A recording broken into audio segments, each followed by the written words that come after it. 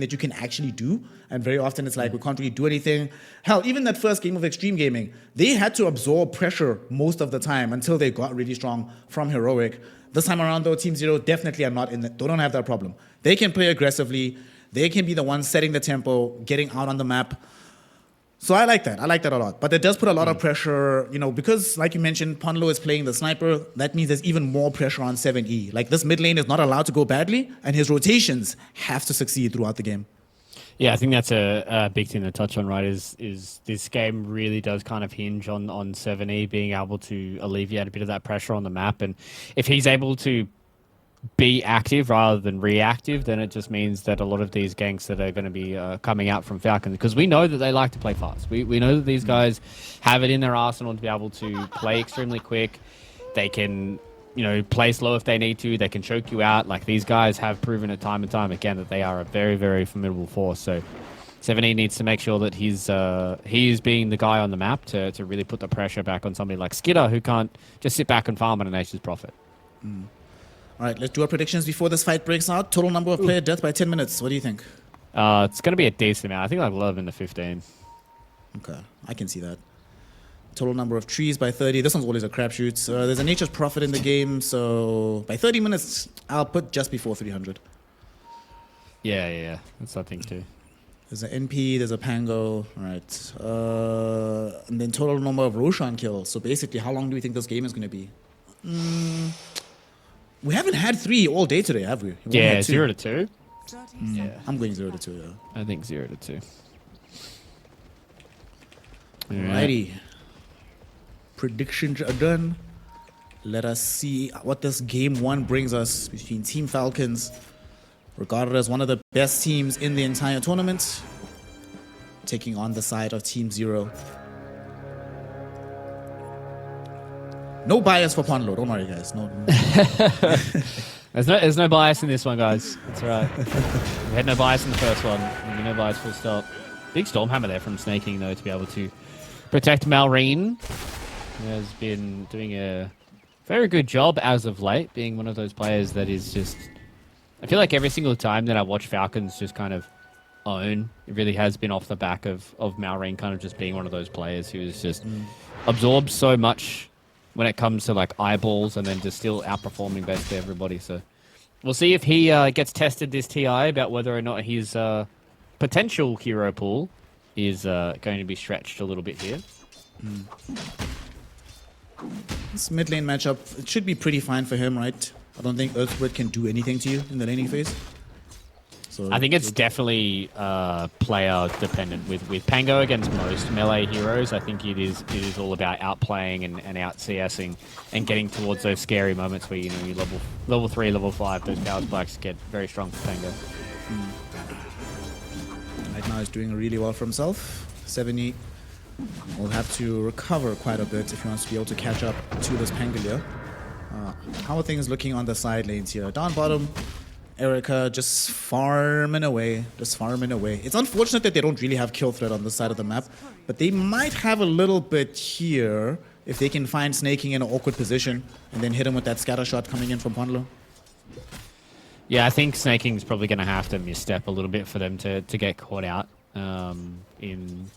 in this lane. It's probably just going to be Skidder sitting back and farming and getting a lot of those early items, and then it really will be about the mid laners. I don't really see too much movement from either of these supports. Like, Crit can potentially make a movement, but then that's when Amar can really be susceptible to a counter gank. So really going to be waiting on a lot of these level 6s from both of these two mid laners before we see the first bit of aggression. But the way this lane is going, unfortunately for 7E, he is getting completely domed in this mid lane. My boy is getting cooked, bro. Doubled up in the CS department right now. Lost a lot of HP.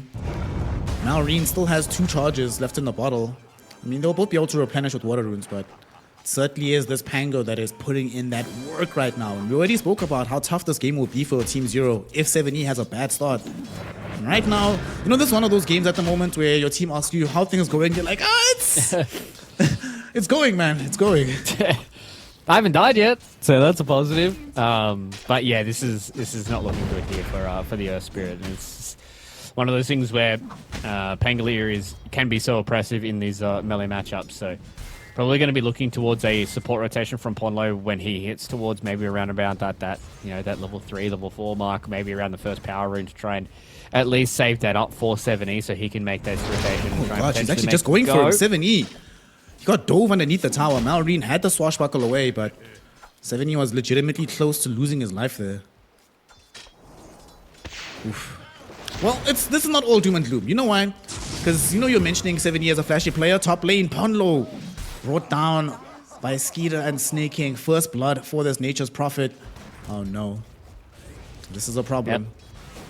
You just walk a little bit too far and you're just a little dwarf with a big old gun and you get caught out by a Sprout, turns into a Stormhammer as well, and the right click is just too big there from Skeeter to be able to get the first blood. And right now, Falcons are out to a very dominant lead. All three of their lanes are going extremely well. Middle lane is becoming a complete whitewash so far here for Malrine. And the real question is, for Team Zero is they need to try and make a rotation. They don't really have good heroes to do that in a Sniper and a Treant, but I would like to see them, beyond get to a point where maybe he hits that level 6 and they try to be aggressive with the Stampede and just try and get some kills off the map and try and alleviate the pressure. The big positive for them is the fact that Erica is doing relatively well in his lane, the highest for their cause, but everybody else is starting to struggle. On the bright side, we have seen 7E in the past get absolutely dog-watered in his mid lane and still end up winning the game. Speaking of Erica, you cost us custom Fluke. What have you done? What have you done? He is gone. ZZQ might also follow him into the grave. Amar doesn't want to dive too far forward. There's going to be the Scatter Blast. Does Crit have the damage for this one? He does not. But doesn't care as long as they manage to find the kill onto the Shadow Fiend. Literally, as I said Erica's name, Crit hit him with a full damage Scatter Blast and a cookie from the trees. And I was like, oh god, here we go. As soon as I said it, I'm just like, okay, well, things are not looking that great. So this is just the Falcons' way, right? Like they're so regimented in the way that they play a lot of their lanes. They're so in sync with understanding small little missteps that they will punish you for every single time that you just make a mistake, and they will just exacerbate all of those mistakes. And that's how they're out to 1,000 gold already in the first 5 minutes into this game. We haven't even really seen any movements in these lanes. So it is just straight up raw laning from the Falcons team right now. And if they keep this lead going, things are just going to get very, very fast, very, very quickly for Team Zero. When it comes to lanes, sometimes when I watch Team Falcons, they remind me of Prime EG before they became like Shopify, when they were just absurdly good in the laning phase. Like, when you just knew for a fact, you're laning against these guys, the first 10 minutes are lost. It's about how you recover the game thereafter. They are so good at this phase of the game. Yeah, big positive for Falcons as well, as they also have that, that Owie Tundra kind of mindset about how they want to team fight and play together. They had to win them the TI a few years ago. So that, in combination with the laning phase, is such a scary prospect. And I have a fight right now in the river. 7E is in trouble. Oh, he gets bounced onto the high ground. This could actually save his life. He drops a stone so the magnetized burns onto Snake King, but he just wants to get out of here. Oh my goodness, the rolling boulder, 1 second off cooldown.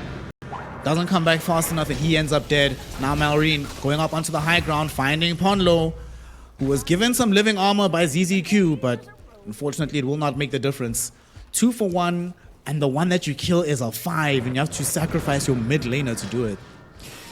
Yeah, things aren't looking good here, Buckos. This is really starting to become not very fun for the Team Zero fans. And once again, you've seen this in a million Team Falcons games.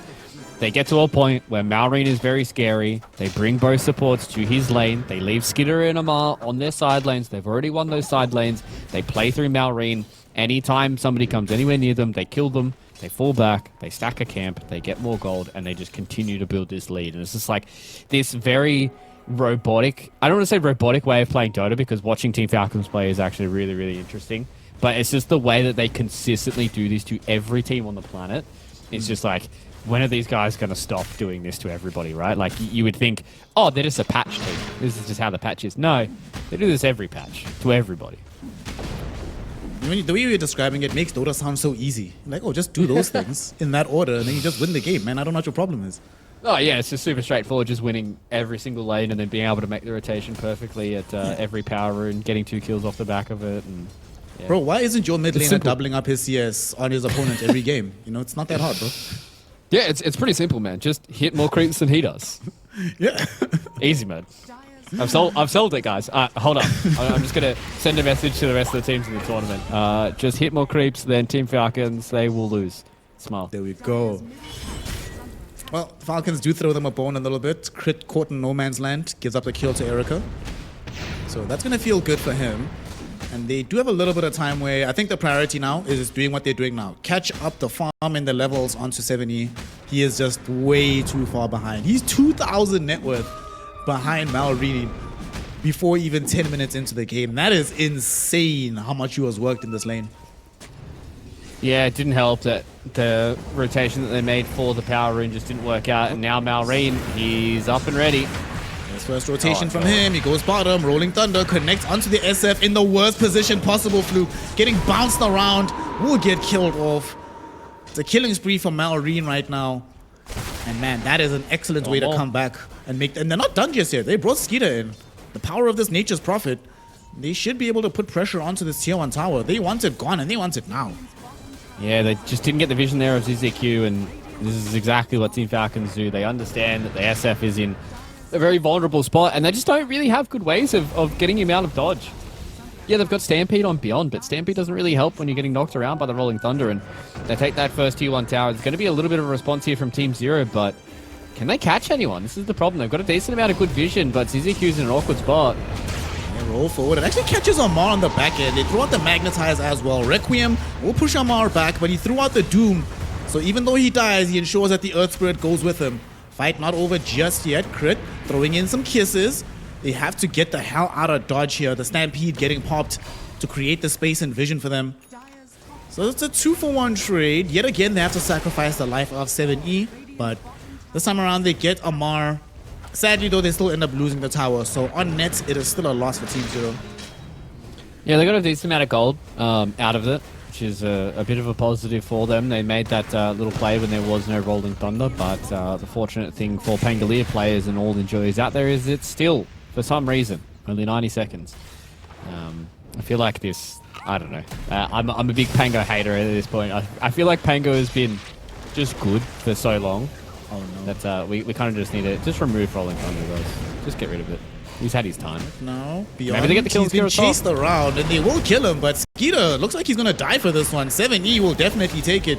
Beyond doing his cause, or doing duty for the cause. Can they catch up to Amar as well? Rolling Boulder up in a second. They smash forward. Boulder will be there. They connect onto Amar. We might be looking at a double kill for 7E. Amar's going to at least try to bring down ZZQ before he dies. No. No, 7E went the wrong direction with the roll. They cannot allow this to happen. Somebody TP in. It's going to be Ponlo there with the assassinate to provide the vision. They do find the kill. He almost got away with murder there. But it turns out that 7E instead is going to be credited with some kills and glad to be involved in some carnage. Yeah, you could see that ZZQ didn't want to pop the overgrowth, obviously. Didn't want to use it to try and get that final kill there, and then with the 7E just going a little wayward with the roll. So, dry responses here from Team Zero. I do. It is always positive signs when you see a team having a rough early game, being able to respond, being proactive, and being able to still get on the map. Nothing worse than going into your shell and just falling back and constantly just being ran at. So it is good signs that we are seeing Team Zero being proactive on the map, and especially 7E being one of those guys to do it. So they are a little bit behind, but all is not lost. They are still getting quite a lot of farm here on Erica. He's just sitting back and doing the Shadow Fiend things. Beyond has his Blade Mail up as well. I believe 7E is pretty close to his as well. Poor Erica. He was just doing the right thing. He even left the lane to try and farm safely in the jungle, but it happened as the smoke was coming in towards him. He dies. Nothing he can do about that one. Erica, man, they're not even going to give 7E the easy rune. He has to walk all the way to the top side of the map to get the shield rune. Big problems. Yeah, it's big problems. I also like that Malrine's gone for this early blink too, right? You know, it's 12 minutes into the game. He's got himself a blink dagger. He's still got 1,800 goals on top of that as well. Like, he's going to have blink and pipe at like 13 minutes. So it's like Malrine is just understanding that he can just constantly keep putting the pressure on the map, and there's not really much they can do to him. As long as 7E is not the guy that's coming in and getting a lot of these team fight victories for them, Marine can kind of play as aggressive as he wants. No Rolling Thunder means that this Tier 1 tower is probably going to go down. I must say, speaking of the Pango, it's very atypical for me.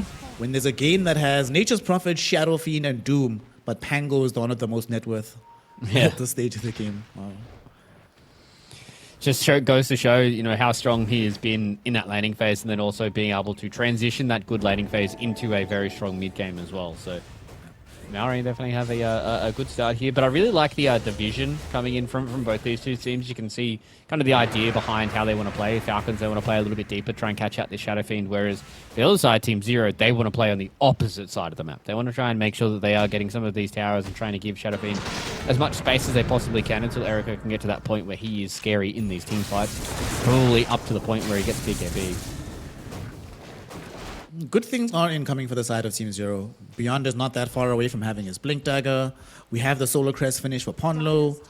ZZQ not that far away from having the Shard. And we just finished the Blade Mail for 70. So there's nice things happening. The only problem for them is that they just don't know where Falcons are right now. They can't necessarily leverage these items.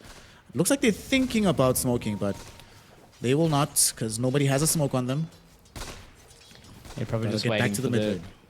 For the dagger as well. I think it's going to be some really unfortunate timing that Marine is just going to have that pipe if his network keeps going. We're about 200 gold away here from Beyond, so if they be nice and quick with this blink and smoke timing for the Centaur, they should be able to get it just before the pipe gets finished from Marine, and that's a good little opportunity for them to try and get a fight where they can take down this Pangolier, because once that pipe comes out, your Requiem really goes for naught. 7E really doesn't do all too much damage either, and things start to get a little streaky for them. Crit though. He gets the D-ward off. It might cost him his life in the end, and indeed it will. This is quite nice. Also, I like how this map is thus far bifurcated. Like Team Zero playing almost exclusively on the western side. Falcons playing almost exclusively to the east. And this time around, you know, Crit went into no man's land. He didn't have his visa, so they bounced his ass back to the fountain. Sorry, man. Yeah, sometimes you try and roll up to a lane and then they say, no, you're not allowed in this hood anymore, and you just get kicked out even though that's your tower that is directly in front of you. And sometimes that's where Dota goes, right? Like, you just end up flipping the map. Like, Radiant plays on Dire side, Dire plays on Dire side. Just trying to wait for that one person to try and make the mistake of walking back into their own house. So see where this first fight goes. There's some nice little wardage going around here as well, but Crit's doing a really good job at just de-warding all the division coming out from Team Zero, and this is where things get spooky. Such good vision. They go in, Stampede to try and get 7E out of here, but he's been doomed. Rolling Thunder's holding him in position. They threw some kisses at him, so they know he's going to be brought down. Nice kill. I'm kind of surprised that Team Zero are playing in this area without trying to de-ward here, given what happened last time when Erica was in the region. But they get a little bit punished for that lack of focus in that moment. Now they're going to be losing even more real estate as this map continues to shrink from them. Tier 2 tower under a little bit of threat down bottom. But crucially, with all of these mobility items emerging now for Falcons, double blink on their cores, a Nature's Prophet just doing Nature's Prophet things. The map I think the map is artificially smaller than what even the vision suggests at the moment. Now, middle, we have a fight going out. Malrine gonna get hit indirectly by 7E, but he does have Swashbuckle in a moment, so I think he'll be safe here. Swashbuckle's forward, doesn't kill off Beyond just yet. Beyond will live, getting out of here. The magnetized damage was a little bit too threatening for them to continue the chase. So though they don't get any kills, they do bail their buddy out of trouble. It's so hard for them to kill Malrine, man. Like, if they're not like instantly initiating on him and blowing it up 100-0, he's just got swashes, he's got shield crashes, he's got pipe barrier, he's got 4-stars, he's got cookies. It's just too much for them to get through. And the unfortunate thing now for Team Zero is Malrine's being a menace, and so is Skidder. Came bottom with the Gleipnir, but they get overgrowth by ZZQ. Now look where Malrine is. He's close to the Tier 2 tower, and this time around they have him. He was going to assassinate Ponlo after he de-warded this high ground, but turns out to not be the right call. He gets killed. They also brought Skeeter for this one, so this is one of the few times this game that it's happened that Skeeter is available for a fight while Erica is farming elsewhere. I like to see this. 70. Oh, 70. Oh no. Can he get out of here? He rolls away. Fairly tanky hero, still has 1,000 HP left. Rolling boulder in 1 second, and he's good. Oh, he's fine. Okay, 7E. Breaking a few ankles. This is good signs here from Team Zero. Falcons are doing a good job at just trying to utilize their net worth, but nice responses from Team Zero. They're really getting in and punishing a lot of that overzealousness coming in from Maureen. And an extra kill, and ZZQ just being in the right place at the right time, right? Like just being able to sit around that tower, bait out Ponlo, and get that overgrowth out, meant for those extra auto attacks. Didn't come in onto the sniper. They're going to try and get the kill here on 7E. Going for him again. This time around, though, they have him. Caught him in the corner. Stormhammer is there, and a lot of damage. Flush coming in from Crit. Blowing up 7E. They still haven't managed to take this tower, though, away from him. Even though they've killed him a few times in this game, this tower still remains decently healthy. ZZQ's constantly healing it up. And honestly, like, the gold lead is now 3K in favor of Falcons, but it was 2K for like 10 minutes. The lead isn't slipping away from Team Zero as fast as I thought it would, given how the start of this game looked. Yeah, they've really done a good job of just giving up parts of the map that aren't as important to them as previously thought. So they've done a good job of just keeping a lot of their towers alive and just being able to still play around that triangle. As you can see Ponlo's doing a really good job of just keeping this top tower safe, throwing out a few more of these shrapnels, keep getting these stacks off, and Erica's got a BKB basically on the way, about 200 gold away, and they will have it. So BKB, Dragonlance, Mask of Madness now done for Erica on the Shadow Fiend. So there is ways for them to play around it, but you can just see Falcons and go, okay, we haven't been able to get much movement on the tower front, so let's just walk into a Roshan. There's no way that Team Zero can come in and try and contest this. We get an Aegis, and we'll see how we go. It's smoke, though, on Team Zero.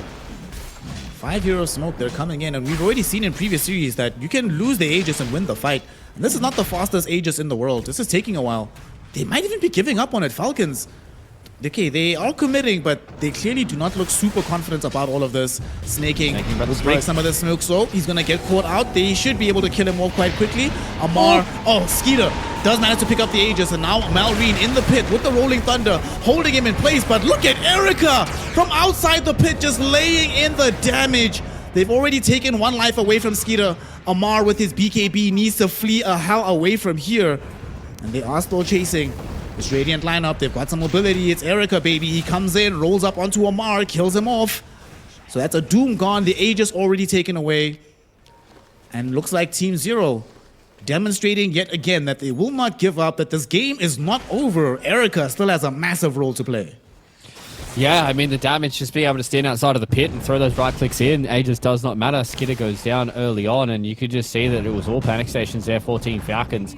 I was not expecting a contest that came in there from Team Zero, but they had other plans. Feels like with that BKB, the Shadow Fiend is completely untouchable. Doesn't have to worry about the Rolling Thunder, and as long as he doesn't get doomed, he doesn't care. So, I mean, even if he does get doomed, does it really matter? He can still use his items, he can still BKB, he can still Mask of Madness and throw some hands. So, Team Zero doing a really, really good job of just kind of understanding the game state at that point, and just understanding that their Shadow Fiend is oh so strong, and they are wrangling this game back here, Snare. Things are starting to look up for them, and Falcons just have not been able to take over the game just yet. And we talked about it in the draft. Things can get really weird when it comes to the scaling. The Shadow Fiend can be a problem. Same with this Earth Spirit. So Falcons, this lead is slowly starting to slip away, and I think a lot of their gold is mainly off the back of the fact they have a Doom and they have a Nature's Prophet, who are just naturally greedier heroes. Yep. Even this Nature's Prophet haven't been able to leverage really that much of his strength on the pushing department. Oh, Rolling Thunder. Catches Ponlo. Is there any way out of this one? Nah. Okay. He's dead. Blood is dead. Oh. Sorry, fam. Yeah, this is the problem I foresaw in the draft, right? Like, there's just too many heroes to get on top of him. If you're in a bad spot, you're going to get Nature's Prophet TP'd on.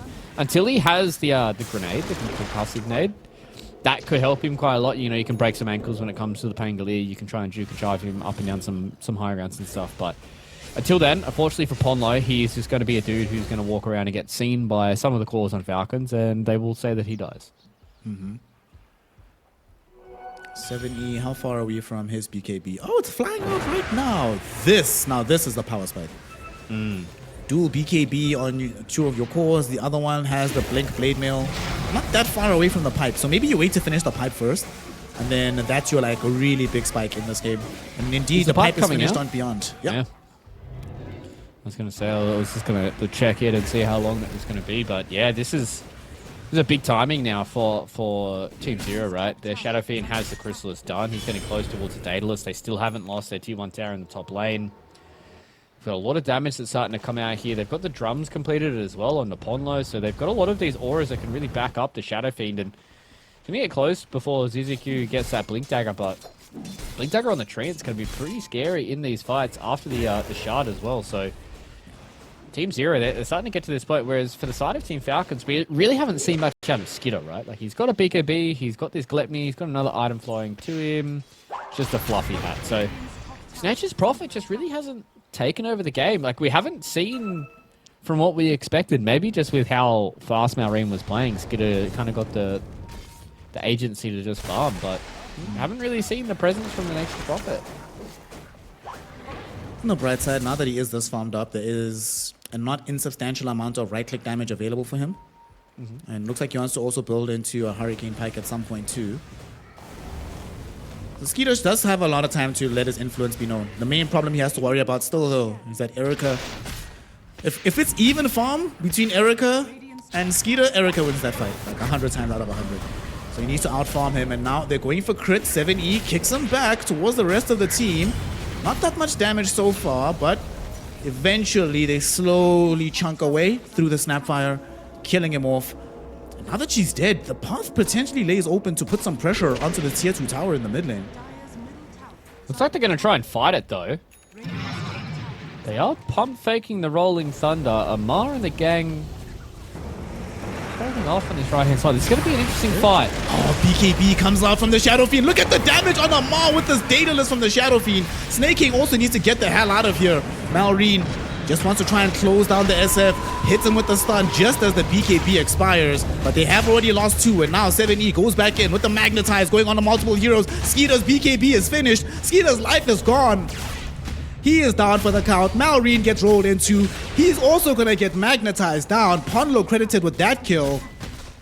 They decided to start the fight 4 versus 5. And Fluke, my oh my, do they get punished for that choice. Yeah, that was a perfect bait there from Team Zero. They would have loved to have had Erica survive, but you can just see the damage as soon as ZZQ is in a perfect spot.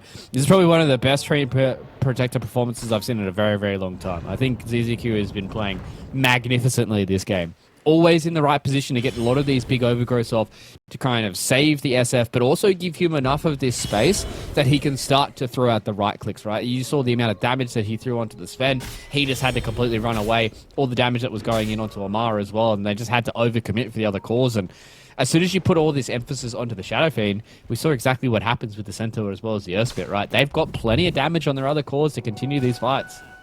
Yeah. Just look at this, though. Like, they go instantly in with the BKB, and then they just go, oh, crap, we doomed the wrong person. He still deals so much damage with this Doom. And as soon as his BKB wears out, yes, he can go down, but they've just overcommitted so hard. They had to do your own BKBs, they had to use their own Rolling Thunder, and it is just too much damage that comes in from 7E. You know the fight is good when they don't even need to use the BKB on 7E. He just rolled in and did what he needed to do. And now they kill off crit again. This could easily lead into another tier 2. And this time, something tells me, Fluke, that I don't think they'll fight them for this one. Falcons might let them have it. Yeah, it definitely will. And that's kind of the positive of this Earth Spirit as well, right? Is when I was talking about, you know, this like Earth Spirit or, you know, like this Earth Shaker kind of hero that really wants to play for 7Es. It is just kind of one of these heroes that is just so naturally tanky, right? Like you build strength items. He's got Blade Mail, he's got a BKB, now he's got his Sange. Like, he has 2.7k HP, he's got all this armor, all this HP, and it is just so easy for him to just kind of hold on to that BKB for as long as he wants. And if Doom and Rolling Thunder are gone, then it's all kind of game over. This time around, they doom ZZQ. Dude, if I'm ZZQ and I'm like, guys, they doomed me, they popped BKB and they're Rolling Thundered for me, bro, I'm actually the GOAT right now. Yeah, that's like a Pos 5's dream right there, right? Where you just see them, they use all these spells and use all these items on you. So now they've got this little moment of opportunity for them to try and run around. They don't have, they won't have Doom for what, like another like 70 seconds by the time ZZQ's back up. They still have opportunities to try and take some more of these towers. The one unfortunate thing for them is it's only really tier 3 towers they can take. There's no Roche for another potentially 30 seconds. All the tier 2 towers are gone because Erica claimed the last one to send. So it's not really going to be a good place for them to try and fight. I'm about to have a potential fight here. It might be 4v5. Okay, Skeeter sends in some treants, scouts out that the SF is farming here. I think it's much better about going in for that engagement. And they were bringing in 7E and the gang. Skeeter's still around, but they don't have the right vision. Ponlo, is Ponlo going to see him? Ponlo sees him. They have the Observer Ward there. They're going to jump on BKB. him. Fluke, I think he's dead. He's going to get jumped on. Before he can get off the BKB, he just stunned into oblivion. Erica takes a scalp off of Nature's Prophet, kills him very, very quickly. And that is now all of a sudden Team Zero with a 2k gold lead for themselves. Yeah. Big ward there from Ponlo, just being able to scout out Skitter just there. And they were nice and patient as well. And I think that is something that is a really positive sign for me watching this Team Zero team is they look very calm. Even though that we already touched on it going into this, like it is 4 debutantes for them coming into TI. This is the first time their organization has been at TI as well. It's been a long road for a lot of these players, and they seem like they are not faltered at all when it comes to versing probably one of the favorites for the tournament. You know, going into this group as well. These guys are playing very well, and they're really starting to force out the extra hand from Team Falcons. But this is exactly what we talked about in that first series, right? Heroic put a lot of pressure onto Extreme, and they showed why they are one of the favorites as well in their group. Now it's on Team Falcons to see if they can pull this one back. Oh, I know what happened, bro. I see the buff. When Erica went to TI, 2021, they got top 6 on Vici, right? And he changed his name for that tournament to Poyoyo, and they did really, really well. Went back to Erica for a while. They started doing trash, and now YSR 04E. This is the one. Yeah, this was the one when I remember, you know, in a few seasons of the China DPC, this is what Erica was rocking, and he went back to Erica again, and now he's back to YSR 04E. Yes. Roshan is up. Very important objective for both of these squads. And they're inside at first for the side of Team Zero. Okay, ZZQ needs to be perfectly positioned for the scout out, but this is also dangerous to jump into. If you don't have vision of an Earth Spirit out of a Treant Protector, do you really want to make a blind jump here? Oh, ZZQ. ZZQ does get seen. They dust him up as well, but it's too late. The Aegis is gone. It's in the hands of Erica, and now 7E trying to start the fight. He's slowing down Snake King. And Snake needs some assistance. Fire Snap Cookie will be there, but nonetheless, the roll still catches up to him. He is going to be dead for sure. Doesn't have buyback either. They could start pressuring on this top side of the map, force another 4v5 engagement. Yeah, Falcons have done a really good job at just keeping a lot of these lanes pushed in, though. So they do have to try to go through this top avenue. A big thing as well was Skitter was farming in that same spot that he got caught out before. So that I'd imagine that he would have expected there to be a ward towards his top tormentor, but the ward was scouting out that Skitter was farming Ancients. So if you're Team Zero, you're more than happy with that. Yes, he can TP in, but you have full vision of him TPing in if there was a fight that was going to be a brewing. Tier 3 tower under siege, snaking back in 10 seconds. Some time will be bought with the fortification, but there's absolutely no way. And of course, the Roshan's banner is here as well. Frustrating matters. Erica still has this Aegis. He's going to try as much as possible to kill off this Rax. Jump in, look at Beyond. They found Skeeter. Can they kill him off? No, they cannot. Still does have BKB. In the meantime, now they go on the back end of the fight. They've doomed up 7E. They're throwing in some Morty's Kisses with this Rolling Thunder. But all these heroes are getting away, Fluke. They can't hold them in position. Now look at Amar. He gets stunned up. He cannot catch up to 7E. The Doom is about to expire. So now 7E going back into the fight. Skeeter also making himself known with the BKB, but he's gonna regret this as he dies off, killed by Erica. He's the first casualty of this fight, but man, what a hero to lose here. On the bright side, they did get Beyond, they did get Ponlo, but can they deal with the rest of the lineup, the rest of Team Zero? Malrine barely escapes by the skin of his teeth. 7E, very low, but with the Blade Mail up, look how tanky he is. He does eventually die. But it took so much effort, and now it's gonna be Erica cleaning house, getting himself a double kill. He certainly wants more, but even more than that, he wants to end this game. He wants this Rax. They force a buyback out of Snaking. He still has Can Aegis. they somehow defend without Skeeter, without the Doom of Amar? And he still has Aegis, you're right. So they've got Rolling Thunder, they don't have their BKBs available, but with no buyback here on Amar, this is basically just going to be a free couple of lanes of Rax here for Erica. How do they touch this Shadow Fiend? That's the real question. A Team Zero, they're in the driver's seat here. This is a very good performance from them being able to just rally behind Erica here on the Shadow Fiend, and this could be something that a lot of these other teams have to look at with these Chinese teams. They are very much favoring this Shadow Fiend in that carry role, and the only real way they can do it is they need to try and force this SFBKB, but he's got it back up available again. Same with the Stampede. It's going to be too hard, especially with the respawn coming in from 7E. 7E, look at the damage already from Erica, okay.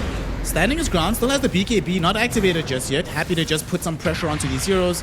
They send him back to the low ground with this Hurricane Pike. I think he still dies here. The first life should get taken away. And indeed it is. The question is now, what do you do about 7E? He's ready to fight. There's still a BKB to go from the Shadow Fiend.